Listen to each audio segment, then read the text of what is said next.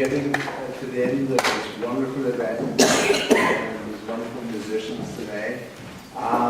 And before we, and we want to invite you to a reception after this, but to close, I'd like to invite anybody who would like to say a few words about Aideen. You can either do it on the floor or come to the microphone. So if anybody would talk about some of their memories, or just make some comments about your experience, friendship with Aideen.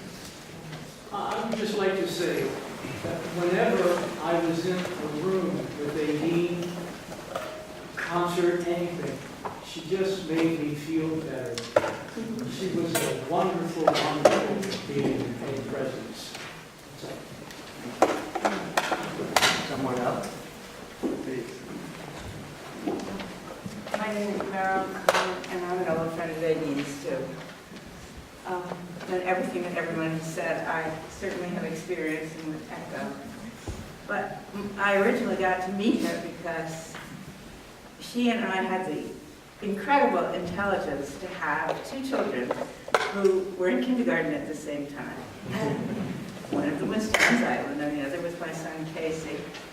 And we got to be friends at the kindergarten door, waiting for our kids to come out. So I've known her also closely as a mother. And we spent a lot of time talking about our kids, being with our kids, complaining about our kids, and loving them. And rather than tell you lots of funny memories, which I have, I want to say that I know how proud she is of her kids, because they're all three of them just wonderful people.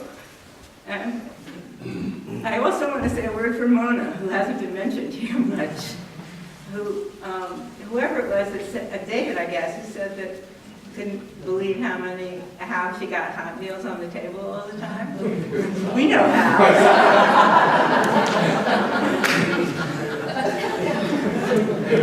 And Mona was a great friend of all of ours, of our family.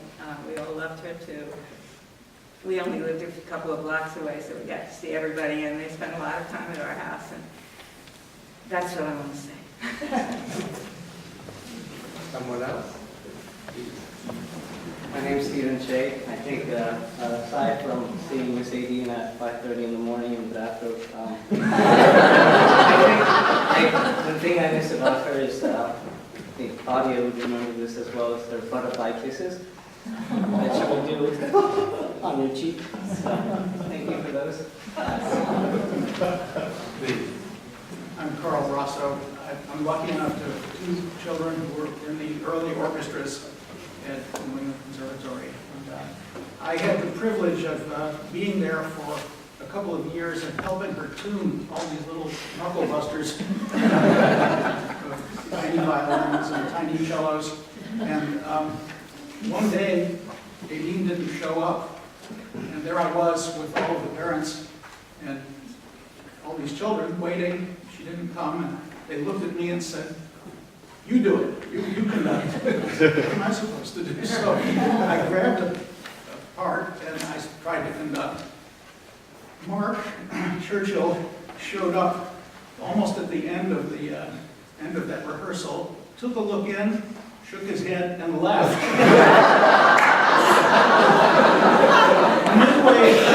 Midway through the 9 o'clock orchestra, which I tuned up and started, Aideen walked in. Apparently her alarm clock hadn't gone off. And I was so happy to see her. And she says, "No, as you were, as you were." And conduct the rest of it so she could sneak around in the back and talk to the students. She was the greatest teacher of the really young student I have ever seen. She had a miracle way about her. And although she occasionally looked like she might get mad, she never did.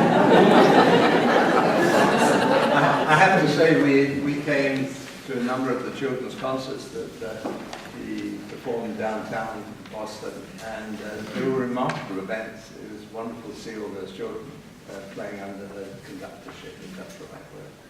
Anybody else? I'd say, please, at that. My daughter took violin lessons from Aideen, and we just somehow were lucky enough to be assigned to her when she taught at the all-new music school. But we had her for about 10 years, and my daughter was one of the ones that went early in the morning to her house in Wabbit. And one of the things that I remember so fondly of Aideen was that when we'd arrive in the winter, my daughter's hands would be so cold from being in a cold car. And she would take her hands in her hands and then blow hot air onto my daughter's hands so their hands could warm up for her to play.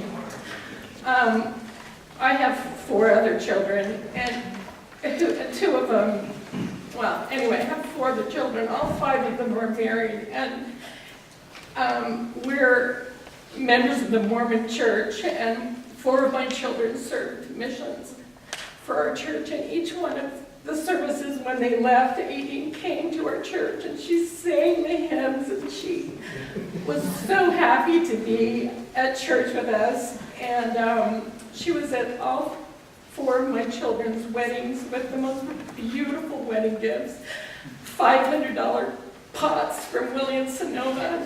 Like, all of my children just cherished the wedding gifts that they gave. And I had just, when I found out that she had passed, I just couldn't imagine the world without Aideen.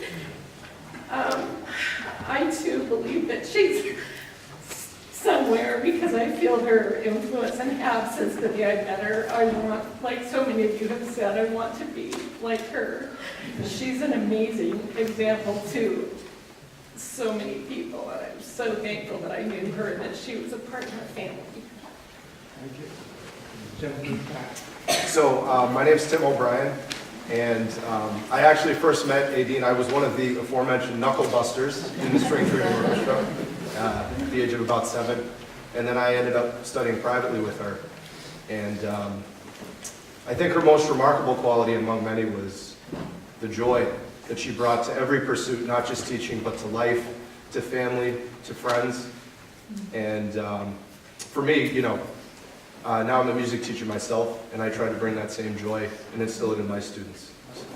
I'm very, very, very lucky and privileged to have had her as a teacher and to have known her. She was absolutely a wonderful, remarkable person. So, thank you. Well, I think we're all lucky to have known her. I think we close now. Oh, one more. I'm so sorry. I was teaching music theater at New Country Day, and Aideen came over. We gave a little concert for the kids, played piano, and she played the violin. It was a lovely concert, and I gave her a hug at the end and a kiss, and I said, Aideen, you're hot. She said, oh yes, I had 102 this morning. But I'm just fine, and she played beautifully. Before we close, I just want to say, and we want to invite you all to the reception. But I just want to say, Gerald will be live in Oberlin, and anybody who would like to say something to him can come up to, I guess it's a laptop.